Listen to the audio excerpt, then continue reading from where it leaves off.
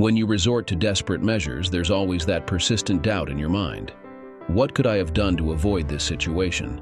What steps could I have taken to prevent being here? I was fairly certain there was nothing I could have done. My options were limited. How do you convince an adult that their actions will ruin everything they claim to cherish? You can't force them to do anything. You can only watch helplessly and deal with the consequences. That's the position I found myself in. My loving wife believed that this would strengthen us, showcase our love for each other, and demonstrate its depth and meaning. To me, it showed how weak her love for me was, and how selfish and spoiled she was. I'm just an ordinary man, living an ordinary life. I'm not a strong, tender, romantic hero. I have faults like anyone else. I don't pay enough attention to anyone other than myself. I work too much, and I sometimes get angry when I shouldn't. I don't do it on purpose. It just happens. I'm human, and life is like that. Work and events get in the way. I was married to Amanda for 19 years. We made love 2 or 3 times a week. It was always satisfying, and we both enjoyed it. We were ready for more when we had the time. We were distracted by other things like football, a good book, or a TV show.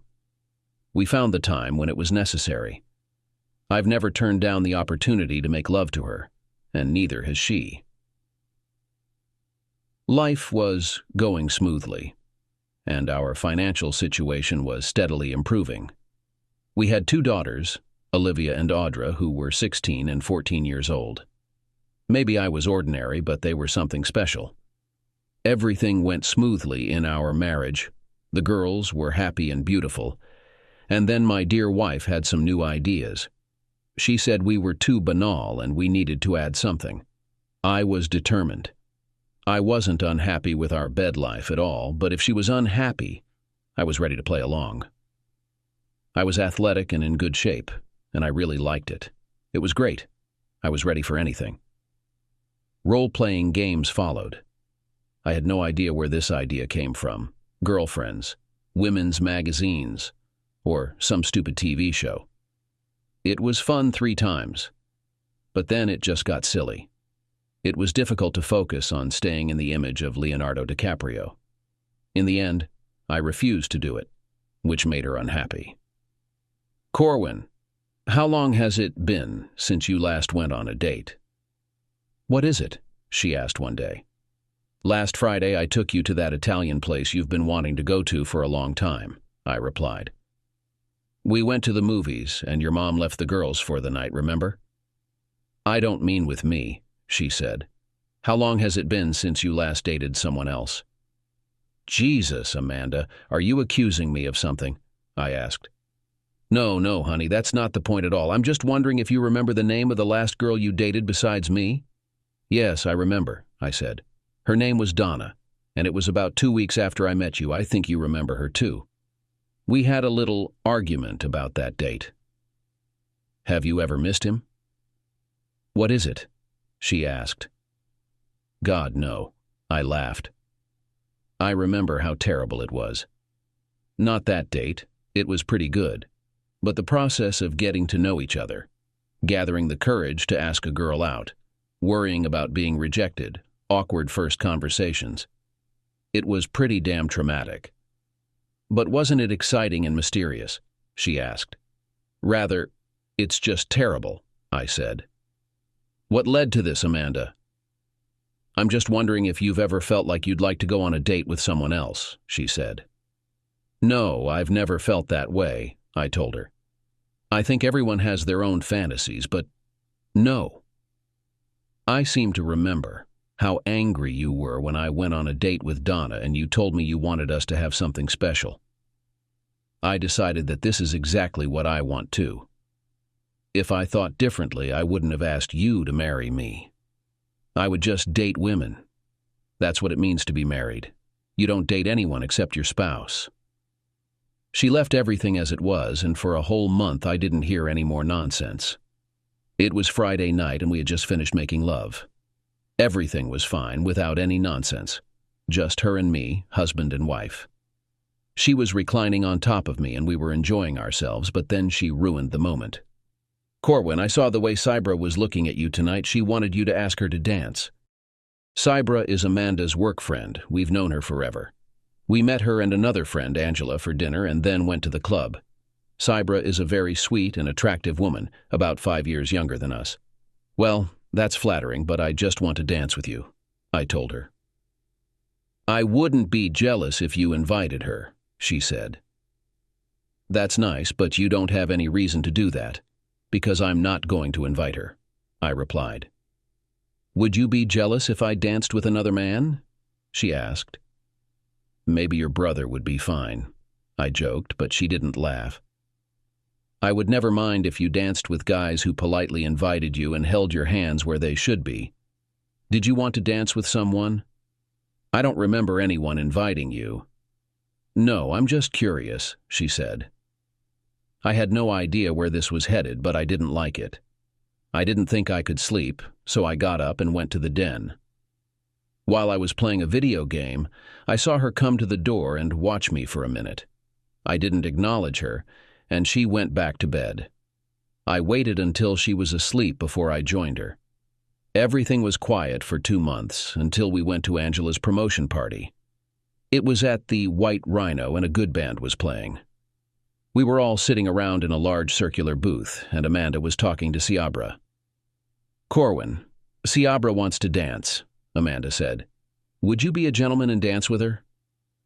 What the hell? I remembered our conversation from 2 months ago. Now I was in a very awkward position. C was a good friend, and I didn't want to hurt her feelings, but I definitely didn't want to dance with her. That lush body pressed against mine wasn't going anywhere good, but I didn't know how to get out of it gracefully. I liked dancing, but I wasn't any good at it.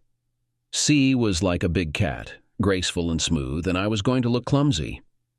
There wasn't a good way out, so I stood up. "I think they're playing our song," I said, extending my hand to C. She gracefully stepped out, her brown, gorgeous thighs flashing beneath her short blue dress. The song ended, and the band started a slow number. Damn, why now? C fit perfectly against me, like she was made to be there. I could feel her luscious, ample breasts against my chest, and her mop of black curls nearly covered my face. She smelled wonderful. When she looked up at me, her big brown eyes were like liquid pools, and her teeth flashed white against her dusky complexion. She wasn't very dark, more like a coffee with cream color. "Thanks for dancing with me, Corwin," she said. "Amanda told me you wouldn't mind and that you enjoy dancing. I haven't danced since I broke up with Bruce." "Well, you're a great dancer," I replied. "Actually, I do mind dancing with you, see? I like you a lot. Hell, I love you. You're the sweetest girl I know, but you're incredibly attractive, and this isn't a good idea for me." She giggled. "You're safe with me, Corwin. I love you too. If you weren't married, I'd be all over you, but Amanda's my best friend. Let's just enjoy this one dance, okay?" I squeezed her a little, and we finished the song. When we returned to the booth, Amanda wasn't there. I looked around and spotted her black and white dress. She was on the floor with some young Nordic-looking guy. She was laughing up into his face, and his hands were a lot lower than they should have been. She noticed me standing and looking for her. She smiled and waved. I was pissed, very pissed. She had sent me off with C so she could dance with that jerk. I threw a couple of 20s on the table and headed toward the exit. Ciabra watched me for a while, and then ran after me, catching up when I was halfway to my car. "Corwin, stop. Where are you going?" she asked, a bit out of breath. "We've been played," I replied. "Amanda's been talking about dating other people and asking if I've ever considered it." This was her way of testing the waters. She set me up by getting me to dance with you, which gave her an excuse to dance with Romeo. "So what are you going to do?" she asked. "Are you just going to leave her here?" "That's exactly what I'm going to do," I said. "Well, you can't leave me here," she said, grabbing my arm. "I came with you guys." I felt like a jerk. I'm sorry, C. I don't know what I was thinking. It's okay, Corwin. I don't like being played any more than you do, she said. Take me back to your place so I can get my car. We were almost home when my phone buzzed. I ignored it, but Ciabra gave me a look. Her phone went off and she answered it. We're almost at your house, she said. Then she glanced at me and mouthed, Amanda. No, it wasn't my idea. I rode with you guys, remember? My ride was leaving, and I didn't want to be stranded. No, listen, Amanda, I'm not involved in this. Don't put me in this position. We've been friends for a long time, but if you mess with me, you'll regret it. She ended the call. She wants you to go back and pick her up, she said. Well, I want a wife who doesn't play stupid games, I sighed. Where did this nonsense come from, C? Marcy from work, I think, she replied. She always talks about how they have an open marriage, how great it is, and how it has improved their bed life and strengthened their marriage. It's all rubbish. She and Herb hardly talk and spend all their time trying to hook up with their friends. He's been hitting on me for as long as I've known them, the creep. She's been feeding us this crap for 2 years. I didn't think Amanda would fall for it, but I was wrong. I think she's trying to set us up, Corwin. She knows I love you and have always been attracted to you. I nearly choked. Thanks, C, this is really awkward. I mean, I think you're gorgeous, but I'm a one-woman kind of guy. I'm not good at sharing either. I'm sorry she dragged you into this. Why should you be sorry? She asked. You had nothing to do with it. I got to dance with my dream man, and I don't regret that at all. Corwin, will you let me know what happens? I assured her that I would, and she got in her car and left. I went into the house, thought for a moment, and then moved my stuff from the master bathroom to the guest room bathroom. I also gathered my work things for the next day and put them in there. I locked the door and went to sleep. Maybe because of the drinks I had, I fell asleep quickly. I half woke up when the door downstairs slammed and I heard footsteps in the hall. The bedroom doorknob twisted a few times. Someone knocked on the door. Corwin? What the hell is going on? I heard Amanda whispering loudly. I guess she didn't want to wake the girls who were asleep just down the hall. She knocked and whispered for about 10 minutes before I heard her footsteps retreating to our bedroom. Well, it had been our bedroom. I had no idea what it was now. I realized I hated the bed in the guest bedroom. I mean, how many people have ever tried to sleep on the bed in the guest bedroom? I tried to get up and slip out the door before she woke up. Yeah, it was a cowardly plan, but who cares? I just didn't want to see her. It didn't work. She came down the stairs as I was putting some files in my briefcase. What the hell is wrong with you, Corwin? She snapped. She was furious. I think you should be asking yourself that question, I replied. What's that supposed to mean? She asked, raising her voice. You left me at the club last night, locked yourself in the spare bedroom, and now you're trying to sneak out of the house an hour before work. And you think something is wrong with me? Yeah, that's exactly what I think, I said. I picked up my briefcase. Everything I did was a reaction to what you did. I don't even want to look at you right now. You have no idea how close you are to making me permanently angry. Get your act together, make sure all your points are in order, and be ready to talk about this when I get home. I'll pick up the girls and take them to Mom's house. We're going to settle this. Her face turned pale. I have no idea what you're talking about. What if I had plans tonight? That's up to you, I replied. If you care about fixing what's broken in this house, you'll be ready and stop with the nonsense. If you're okay with the current state, do whatever you want. Oh, and one more thing. Move your stuff into the spare bedroom. I like my bed, and you're no longer welcome to share it with me. She puffed up like a toad, but I wasn't going to listen. I left and went to work, picked up the girls from school, and they were happy to spend the evening at Graham's. I told Mom that Amanda and I were having some issues and needed some time alone. She hugged me, said she loved me, and didn't ask any questions, for which I was grateful. When I got home, Amanda was there.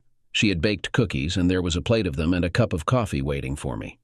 She stood up, hugged me for a long moment, kissed my cheek, and sat beside me on the sofa. I took a cookie. They were delicious. Oatmeal with chocolate chips and M&Ms. "Good," I said. She smiled, and it seemed like we were off to a good start. I hated to ruin the pleasant atmosphere. "Amanda, what you did last night was awful," I told her. "It was bad enough that you did it to me, but you involved C. It was humiliating for both of us and disrespectful to me and that sweet girl who's supposed to be your friend." She struggled to meet my gaze. "I'm sorry, Corwin," she said. "I shouldn't have done that. I've been trying to talk to you, but you've just been shutting me down. I thought maybe this would help you see some possibilities." "Possibilities for what?" I asked. "What exactly are you doing and thinking, Amanda? Just ask me directly or tell me. You're playing games and it's really frustrating." She hesitated for a moment before blurting it out. "I was thinking that we might try dating other people." "Well, that's a bit of a problem," I told her. "Actually, there are several problems. The first one is that we're both married." "Other married people do it," she said. "Things are different now. Many people have open marriages and they love each other even more. It just makes their relationship stronger." "How do you know that?" I asked. "Everyone knows that," she replied. "The women at work talk about it all the time." "Are these women married?" I asked. "Yes, that's how I know about it." "Give me a name," I said. "Marcy," she said. "Marcy and Herb have an open marriage, and their relationship is stronger than ever." "How do you know?" I asked. "She told me," she answered. "Well, that's definitely convincing." "How do you know she's not lying?" "Here's an idea," I said. "Let's look it up. Google knows everything. Let's see what it says about these loving open marriages." She seemed a bit taken aback, but she sat down next to me as I turned on my laptop. I opened the browser and typed in, "How many people have open marriages?" I had no idea what we would find, but I was eager to know. I clicked on the first link, and according to the survey we reviewed, fewer than 1% of Americans have open marriages. We checked several other sources and found the same result, less than 1%. I think she was expecting a different outcome. "That's still a lot of people," she said at that. "That's at least 3 million. "That's not accurate," I responded. "I doubt many children are in open marriages or any type of marriage at all." "Let's try this," I proposed, typing in, "How many Americans expect their partners to be faithful?" We followed the link and discovered that over 95% of Americans expect their partners to be loyal. "So what do you think that means?" I asked. "I suppose it means most people aren't very open-minded," she said. "I thought there'd be more people with alternative lifestyles. I hear about it all the time. I wonder how many of those open marriages end in divorce." "Want to find out?" I asked. I don't think she was keen on it, but I was curious and wanted her to know. I typed in, "How many open marriages end in divorce?" The result showed that 92% of open marriages end in divorce within 5 years or less. "Okay," I said. "Let's break this down. Less than 1% of Americans are in open marriages. That means out of 1 million people, fewer than 10,000 are in open marriages. With 92% of these ending in divorce, that leaves 800 that don't. So, 800 out of 1 million. You do the math. If 92% of 1% of open marriages fail, how many successful open marriages are there?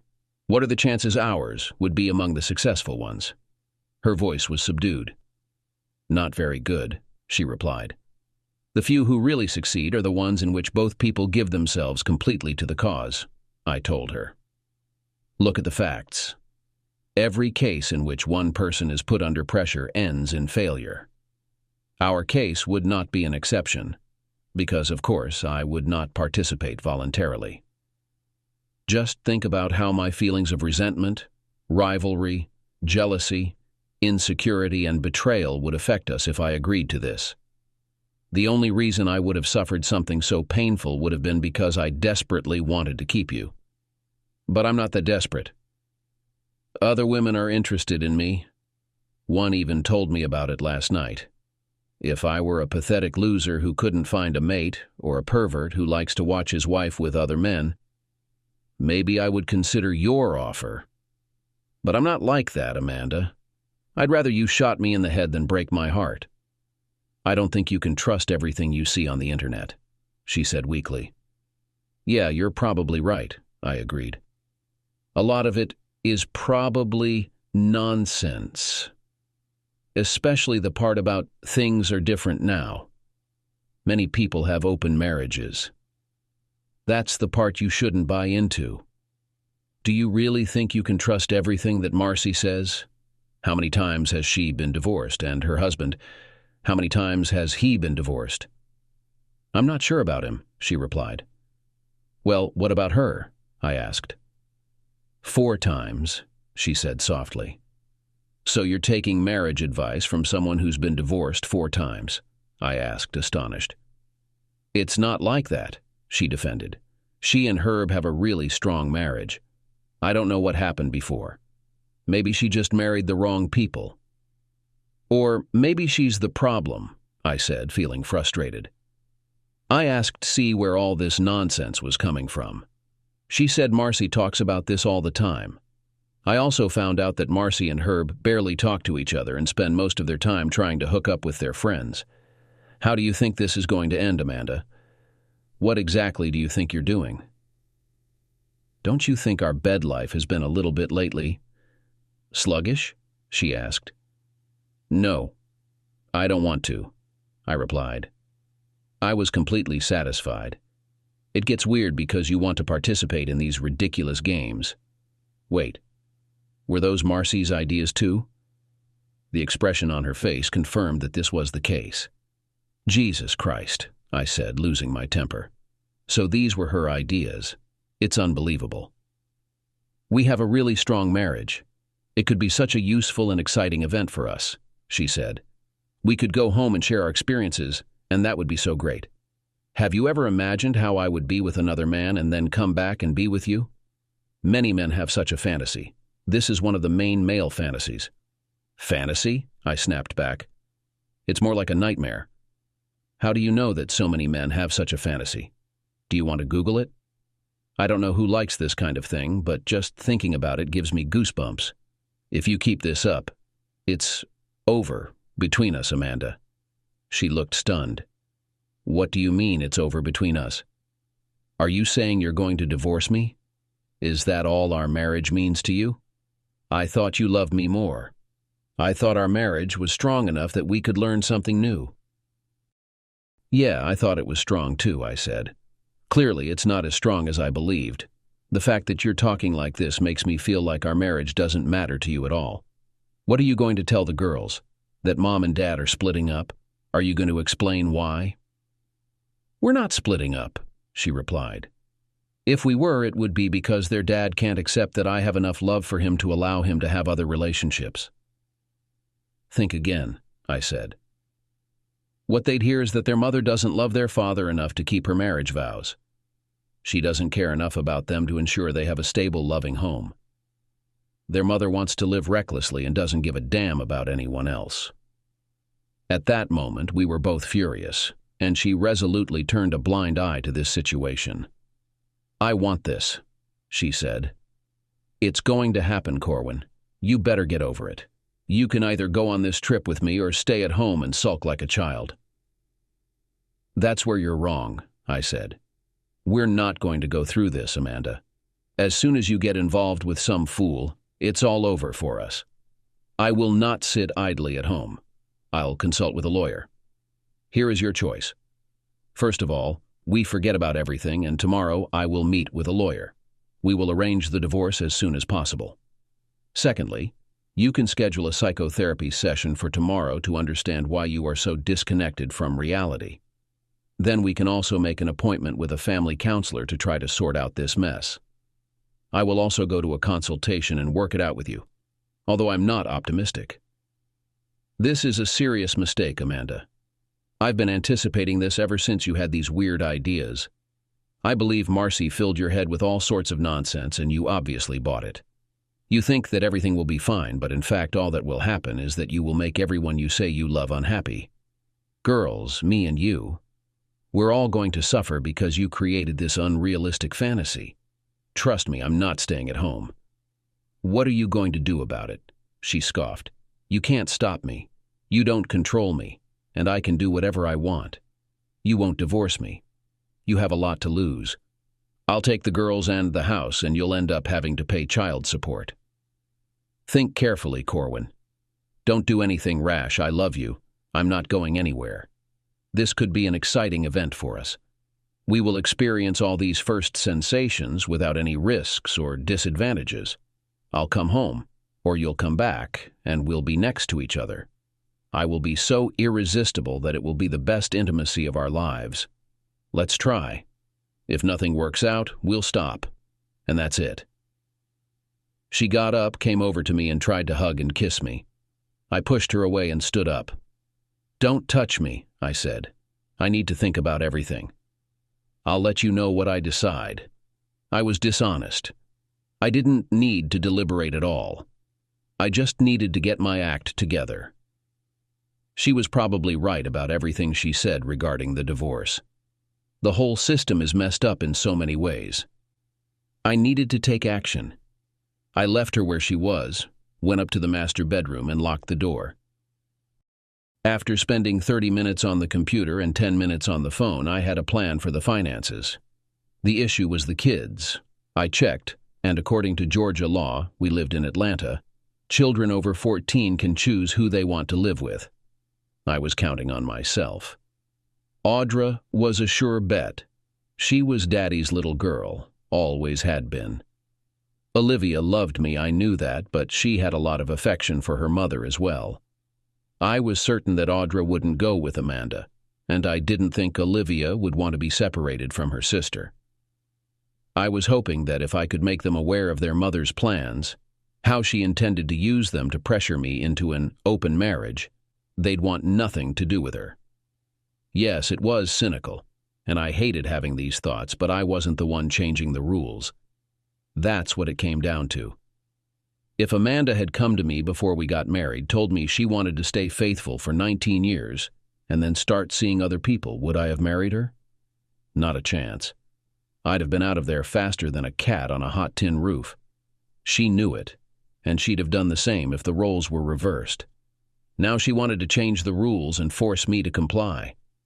She was threatening me with what she'd do if I didn't.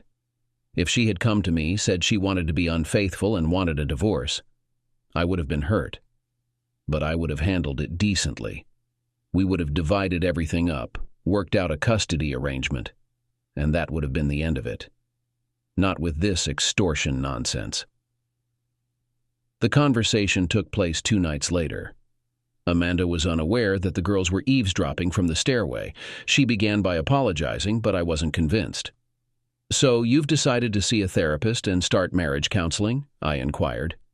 There's nothing wrong with me, she retorted. It's you who has the issue. You're thinking about intimacy with other men, and for some reason I'm the one with the problem, I asked. I'm not planning anything, she replied. I don't have a big plan to go somewhere and do intimacy, or date anyone else. I'm not even expecting that to happen. I just think we should have the option if it comes up. I have a different perspective, I said. Just so you know, I occasionally have opportunities to cheat on you. It's not a daily occurrence, but over the years I've had my chances. Do you know what stopped me from doing it? What? She asked. I did have a plan, I explained. My plan was not to cheat. I approached each of those situations with the intention of remaining faithful. That's what being married is about. Planning to have a good marriage and planning not to be with other people. If you don't plan to succeed, you're planning to fail. Isn't that what they say? That's exactly what you're doing.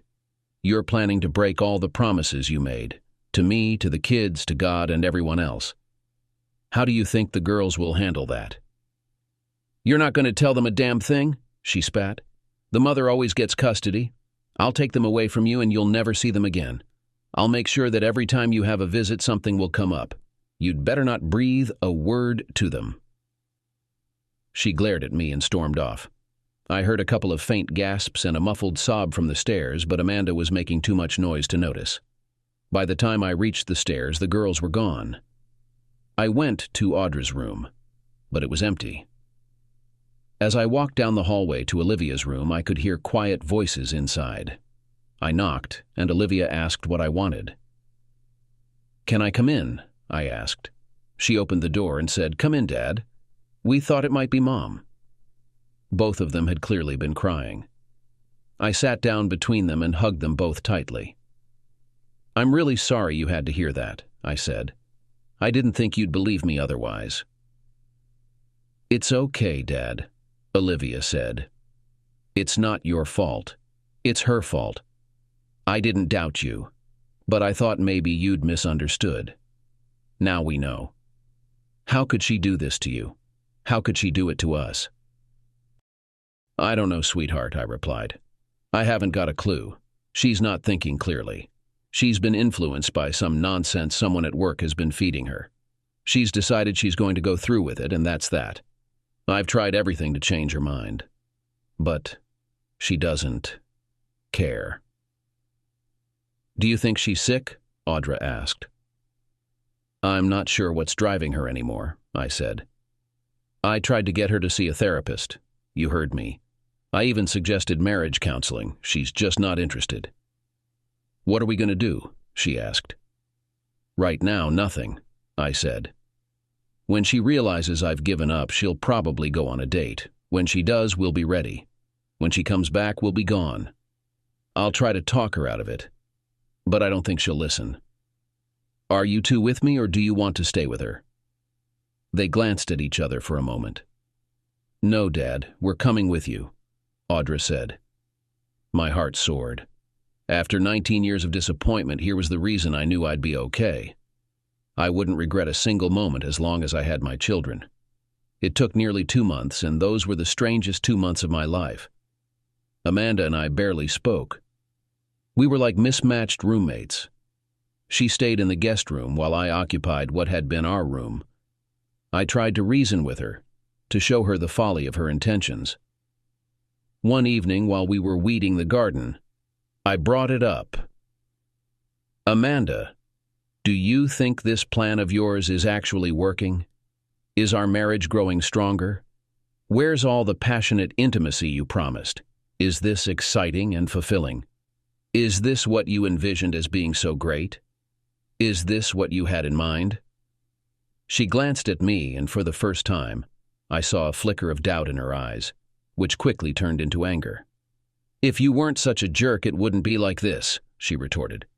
"I don't want my wife planning to be with other people. She insists on doing it, whether I like it or not. And I'm the jerk here?" "Yes, you are," she nearly yelled. "You won't even consider how wonderful this could be for both of us. It doesn't have to be this way. You could let go of your stubborn pride and everything could be perfect." "Perfect for whom?" I asked. "This situation is the worst it could be for me. Clearly, you don't care about my feelings." "My love for you is much deeper than your love for me," she said with bitterness. "I love you so much that I'm willing to give you the freedom to explore and still keep a place for you in my heart." "I don't see that as love," I replied. "To me, it feels like selfishness. My love for you means I don't need to exercise my freedom. I love you enough not to be with other people or push boundaries. If you truly loved me, you would do the same." "When did you stop loving me, Amanda?" "I haven't," she began to cry. "I love you more than ever. That's why I can let this happen. My love for you is stronger than you can imagine." "So to you, love means driving a stake into my heart?" I asked. "That's not what I'm doing," she snapped, now angry. "I'm going to the club with Bill White from work on Friday night," she said. Seabra is coming too. Please, Corwin, join us. Give it a chance. I promise you won't regret it. It will be the most exciting thing we've ever done. I pretended to think about it for a moment. All right, what the hell? You're going to do it anyway, so I might as well join in. In no time, she was across the garden, hugging me tightly and pressing her body against mine. Corwin, she cried. Thank you so much, sweetheart. I was going crazy. I didn't think you'd ever consider it. You won't regret this, I promise. You'll never regret this. I was already having second thoughts, but the situation was unbearable. I couldn't keep going like this. I wondered if C could help me, so I decided to give her a call. It turned out she was furious. She had no clue what was happening when Mandy invited her out. She didn't know Bill White would be there and definitely didn't know she was being set up to be with me. That bitch, she exclaimed when I explained. I'm calling her right now, and she's done for. C? Do you trust me? I asked. What the hell does that mean? She shot back. I trusted that bitch of a wife of yours too. C, calm down, I said. I need your help. I know you're angry, but I really need you to assist me. This is the turning point. I'm leaving her. We'll be divorced as soon as possible. I'm ready, but I need your help. I'm going to go along with this, and I need you to be part of it with me. I could hear her heavy breathing on the phone. What's your plan? She asked. I'm going to pretend to totally agree with that, I said. I'm going to ask you to come home with me. All you have to do is pretend to be interested. She laughed. How do I know this isn't just a clever trick to lure me to you? I laughed too. It is, I admitted. I need you to take the girls to my new place while I move our things from the old house. This awakened her mischievous nature, and she agreed to postpone her revenge. I had no idea that she had a penchant for revenge, but it played into my hands. Amanda has been incredibly passionate with me all week. We didn't have a future together on Friday.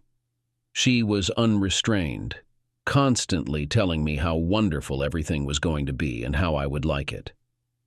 On Friday morning, before leaving for work, I tried one last time. Are you really sure about this, Amanda? There's still time to give up. This week has been fantastic. It's just the two of us. Corwin, we've already discussed this. If you don't like something, we can talk later, but I won't change my mind. She smiled at me. Yes, Corwin, the past week has been amazing. I've enjoyed every moment and I love you. Tonight will be the best. You'll see. Thank you for doing this to me. I know you'll like it. She danced out of the bedroom. Was she so sure that I would like it, I thought with a touch of bitterness. Let's just get through today. When Sebra stopped by our house on Friday evening, she was simply breathtaking. Amanda was sweet, petite, and slender with a youthful face.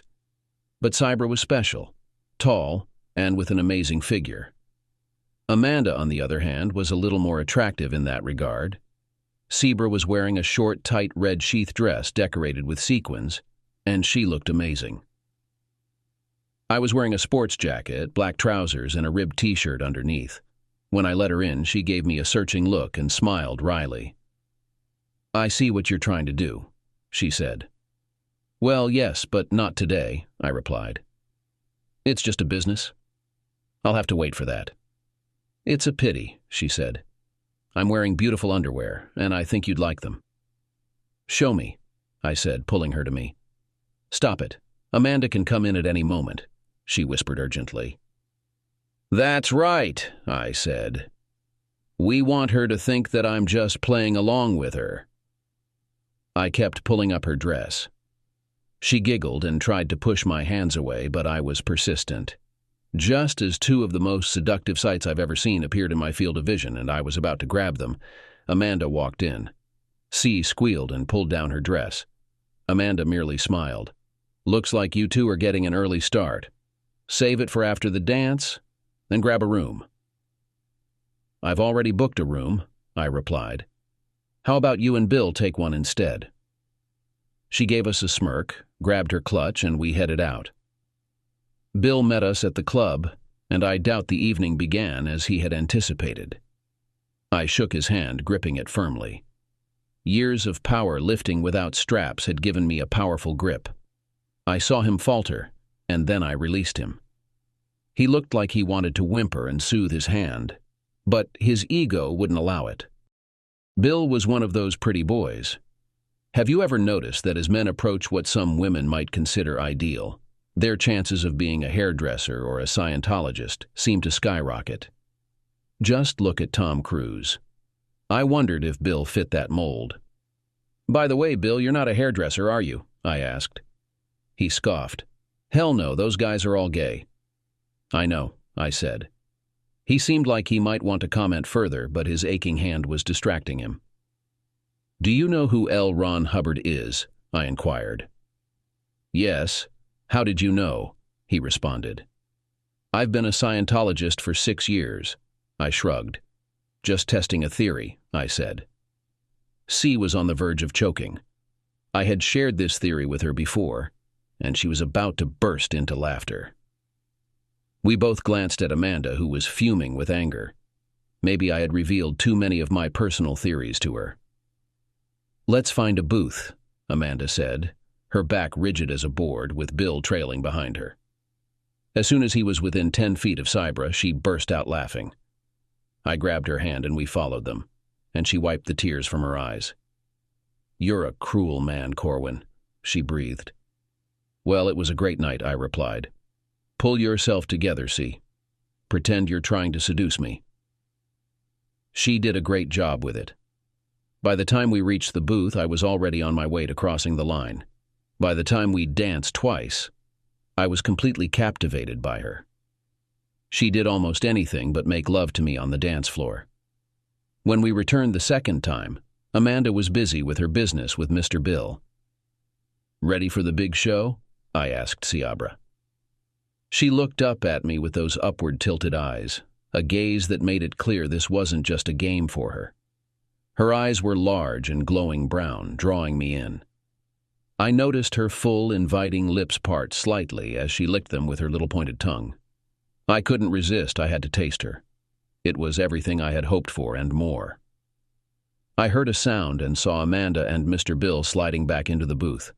"Oh, no," I said in my best Saturday Night Live impression. "Look who's back." Ciabra and Amanda got the reference, but Mr. Bill remained clueless. "Don't do anything mean to him, sluggo," C chuckled. Amanda puffed up like a pufferfish, her smirk disappearing. "C and I are heading out," I said. "You kids have fun now." Amanda accompanied us to the door. "Are you really okay, Corwin?" she asked. "You were being quite a jerk earlier." "No, I'm not okay," I responded. "Mandy, it's not too late. You've had your fun. Just come with me now. We can go home and try to sort things out. If you stay, this is permanent."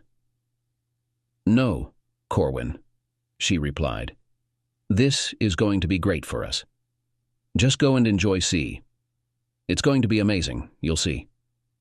Just try not to be such a jerk, okay?" "Well, it's not my jerk you're interested in, is it, Mandy?" I said. "We both know it's Mr. Bill's jerk. Good luck with that. We're leaving." She grabbed my arm. "This is going to be fantastic, Corwin, you'll see. C is really into you. You can tell me all about it when I get home." "Aren't you spending the night with him?" I asked. "I figured a guy like him would keep you busy all night." "Well, maybe I will," she said, hesitating. "I thought I'd be home around midnight, then we'd do our thing and spice things up."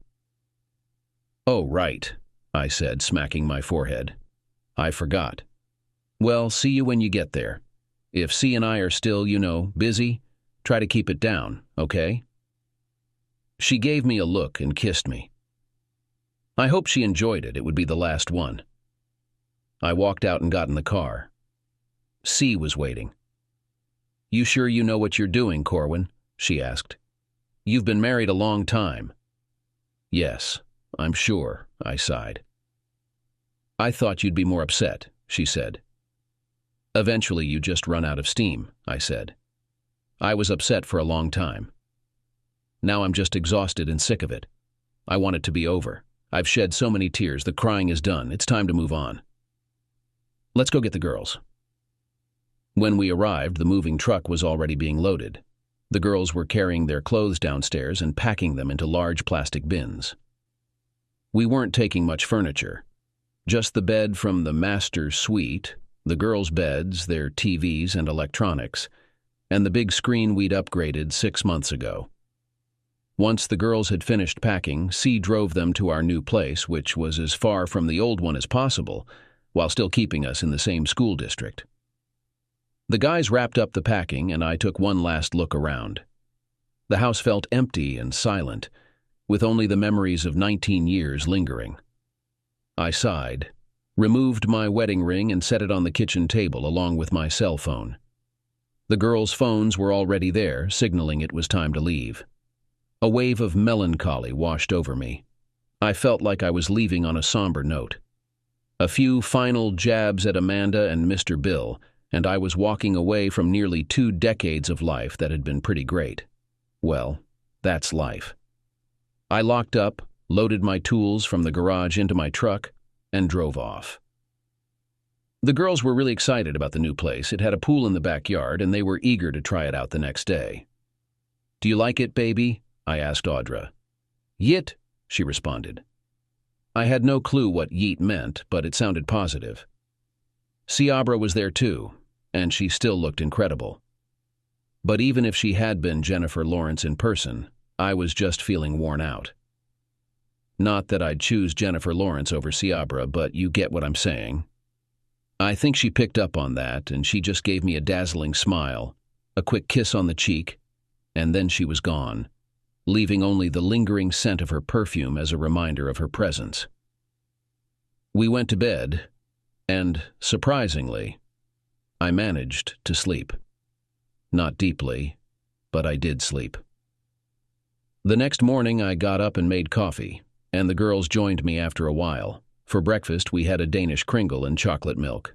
The girls watched cartoons on TV until noon, and then 2 lively little bundles in bikinis were splashing around in the pool while I lounged and watched. I wasn't really focused on them, though. I wondered what Mandy was up to. She must be frantic by now, probably calling everyone she can think of to figure out what's happened. She'll have a hard time tracking us down. I'm not working. I sold the business and came out well. The girls aren't in school since it's summer vacation. We're not going anywhere except the grocery store, and we walk or take the bus there. The truck is parked in the garage. I'm sure she has the police searching for us, but without a car, they're going to face difficulties. The only way she can reach us is electronically. She's been flooding our inboxes with messages, IMing the girls every time they log into social media, and sending tweets and Instagram messages.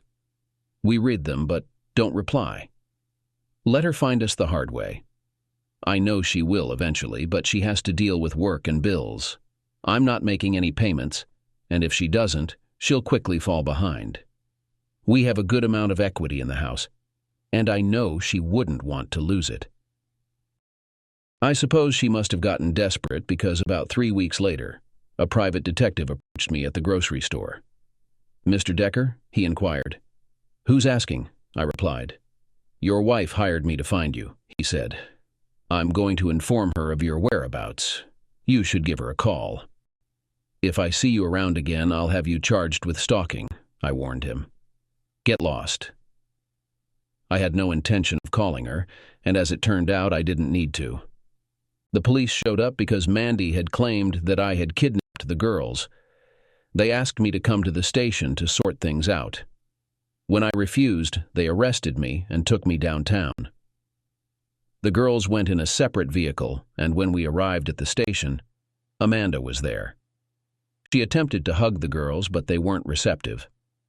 They pushed her away, and a woman came to take them and Amanda into another room. I was separated from them and questioned by the officers, who seemed to have it out for me. I provided my identification. They already had my driver's license, and the only other words I said were, "I intend to remain silent and request to speak with an attorney." That silenced them. "He's getting a lawyer," I heard one of them remark. They gave me a phone, and I called John Trimble. He arrived 45 minutes later with C. We had anticipated this. It took about 3 hours to resolve the situation. The girls stated they were with me by choice, that there was no kidnapping, and that they didn't wish to speak to their mother. John handled everything from there. He noted that there was no court order regarding custody, that under Georgia law both parents had equal rights, and that children over 14 could choose which parent they wanted to live with. They had no choice but to let us leave. C walked out with us, while Amanda trailed behind, pleading with the girls to talk to her. They got into Ciabra's car and drove away, leaving just the two of us in the parking lot. Amanda was sobbing uncontrollably and looked like a wreck. She looked at me with tearful eyes and fell to her knees. "Cor, for God's sake, talk to me, please, I'm begging you." "I remember begging you not to sleep with Mr. Bill," I said. "You didn't listen. Why should I?" "Please, Corwin, don't treat me like this," she cried. "I'm sorry. Okay? Can we just go somewhere and talk?" "All right, let's talk," I replied. "Where do you want to go?" "Home," she begged. "Can we please just go home? I don't want to be seen like this." "We can go to my place," I said. "I'm not interested in going to yours. I don't know who you've been with there." She gave a small cry of frustration, but nodded. "Okay, Corwin, whatever you want," she said. "But it's your home, too." I wasn't about to argue with her. She wanted me to ride with her, but I had no intention of being trapped in a car with her. I called a cab and she followed me home. I knew the girls were with Ciabra for the night, as they had known her for years and were becoming very close. Amanda came in and I made her a cup of coffee. We sat at the bar, and the silence between us was awkward. It hadn't been awkward since our third date, but it certainly was now. "What do you want, Corwin?" she eventually asked. "Did I say I wanted anything?" I replied. "I mean, what do you want me to do?" she said. "What do I need to do to get you to come back home? What do I need to do to see the girls?" "Hey, I don't control your seeing the girls," I said. "This was their choice." "What did you tell them?" she demanded. "You said something to them. You've been turning them against me. I've read about this." "Are you sure Marcy didn't tell you that?" I asked. Her size fell. Clearly, Marcy was considered the all-knowing source. "What do you want?" she asked again. "You know what's funny?" I said. "The funny thing is, I haven't said a single word to them about you.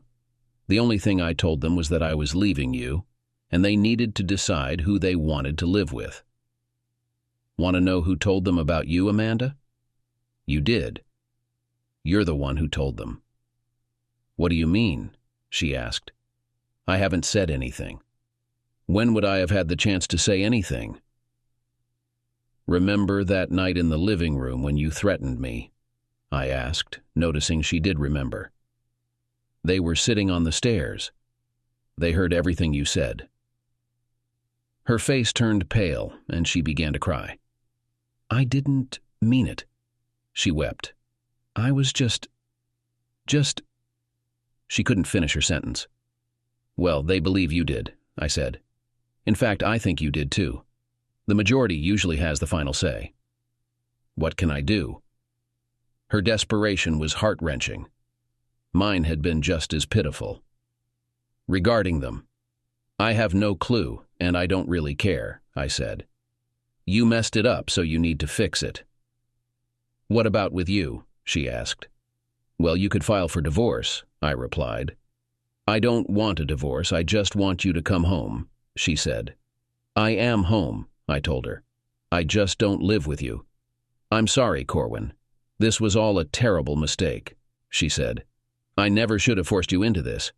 You didn't want it, and I should have respected that. I do now. Can't you just forgive me? We could go to marriage counseling. I'll see a therapist. I'll do whatever you need me to." "I'm sorry too," I replied. The issue isn't that I didn't want it.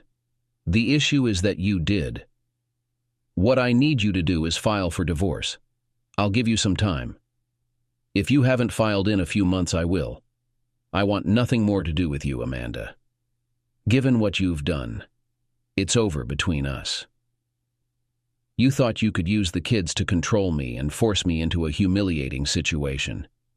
You believed you could keep me trapped and dictate my actions. Now that you see you can't, you've given up. It's too late, Amanda. File for divorce. You jerk, she shouted. You took all our money. You sold the business and our bank accounts barely have $50,000 left. Half of that money is mine. I never touched a cent of your money, I replied. I sold the business at a significant loss because I needed to sell quickly. I only took the money I earned. In fact, I don't have any of it left. This was all true. It was securely hidden in an offshore account, as I'd planned before the divorce. The records would show I sold the business to a Danish firm for less than I owed in taxes. I had also overpaid the IRS significantly, and they were holding the excess to cover future tax liabilities. Our brokerage accounts hadn't been touched, and I knew I'd have to split them. I had set up trusts for the girls, and they would be well provided for. For 3 months, I had been visiting every grocery store, Walmart, and convenience store in town. Each time I used my debit card and was asked if I wanted cash back, I said yes. With withdrawals of $60 to $80 at every place, and 3 of us doing this at various stores, the cash piled up quickly. The best part was that all those transactions were completely legitimate. I had a large stack of cash stashed in an old chest in a storage unit. Once things settled down, I planned to start using it. Amanda, you can take the house, I told her. We've built up enough equity for you to sell it, clear the mortgage, and be okay for a while. After selling the house, you might consider moving in with Mr. Bill. I wonder how his wife would feel about that. She gasped. I didn't know he was married, she said.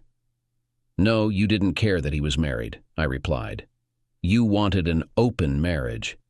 Maybe he has one. It's time to move on, Amanda. File for the divorce. We're done.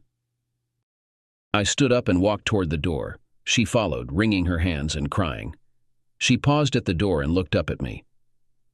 Please tell the girls that I love them and I'm sorry. Will you do that for me, Corwin? Yes, I'll tell them, I said. I'm not giving up, she said. I'm not filing for a divorce because I don't want one. I want you back home where you belong. I wish you were a bit more open-minded, Corwin, but I see that's not going to happen. I never intended for things to end up like this. I never thought you were serious about not even trying. I still believe that if you had just tried, you would have discovered that you liked it. But now I see you can't even make the effort. I still love you despite that. And I'm going to keep trying. I was too exhausted to argue with her. I saw her out the door, took a moment to gather myself, and then called Ciabra. She brought the girls home, but didn't come inside. Audra and Olivia were very upset, and even angrier with their mother than before, if that was possible. I knew they wouldn't be receptive to the message from Amanda that I had for them, so I decided to hold off on it for a while. 2 days later, Amanda arrived around 4:30 with dinner. She had prepared chicken tetrazzini, French-cut green beans, and a large basket of garlic bread. Olivia answered the door. Amanda tried to hug her, but was met with a cold reception. "Hi, baby," Amanda began. "Dad," Olivia shouted loudly. "You need to come out here." "Olivia," her mother started. "I'm so sorry, baby. I love you and have missed you so much. I just want to—" Olivia shut her down abruptly. "I don't want to hear it," she shouted. "You don't treat people you care about like that. Stay away from me." She turned and walked off, leaving Amanda almost in tears. I grabbed the basket with the food she was carrying and guided her over to the sofa. Amanda sat down, burying her face in her hands. "What have I done?" she cried. "They hate me, Corwin. They won't even give me a chance." "Well, what you did was pretty awful," I told her. I doubt they'll ever trust you again, Amanda. It might be possible for you to rebuild some kind of relationship with them, but that's up to you. It's not their fault or mine. I made dinner. She looked at me with desperate eyes. I felt a pang of sympathy. She brought this on herself, but she was clearly suffering. I've never been one to kick someone when they're down. Let me go talk to them, I said. Find the dishes in the kitchen and we'll see what happens. Thank you, Corwin. I need a tissue, she replied. I handed her a box and went upstairs to speak with the girls. Olivia shut her down abruptly. I don't want to hear it, she shouted. You don't treat people you care about like that. Stay away from me. She turned and walked off, leaving Amanda almost in tears. I grabbed the basket with the food she was carrying and guided her over to the sofa. Amanda sat down, burying her face in her hands. What have I done? She cried. They hate me, Corwin. They won't even give me a chance. Well, what you did was pretty awful, I told her. I doubt they'll ever trust you again, Amanda. It might be possible for you to rebuild some kind of relationship with them, but that's up to you.